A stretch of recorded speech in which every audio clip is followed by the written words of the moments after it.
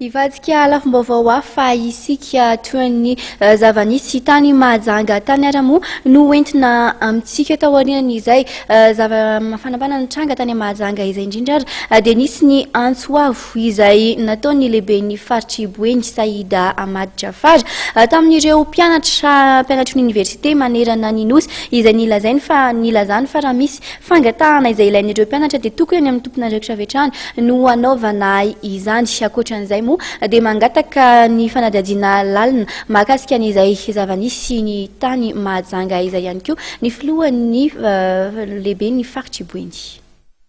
Mangataka fanadihadiana lalina mahakasika ny raharaha nitranga tao amin'ny distrikan'ny Mahajanga ny lehiben'ny faritry Boeny Saïda Amady Jafar nambarany ihany koa fa misy mitady amadika ho adi-poko iny raharaha nitranga iny. Nisy ihany koa ny antsoavy nataon'ny lehiben'ny faritra ho an'ireo mpianatra ao amin'ny université, tsy ho an'ny Mahajanga ihany fa ho an'ny université rehetra manerana ny nosy. Nanao antsoavy ny mpianatra ihany koa moa ny lehiben'ny faritry Boeny fa raha misy fangatahana ilain'ireo mpianatra dia tokony any amin'ny tompona andraikitra no hanaovana izany. Eny fa na dia ilaina aza ny fangatahana eny anivon'ny filohan'ny repoblika fa tsy voatery an-dalambe foana no ataony fitakiana. Mampalahelo ny zava-misy ary manameloka ireny ihany koa ny lehiben'ny faritry Mahajanga ka mangataka fanadihadiana lalina momba iny zava-nitranga iny.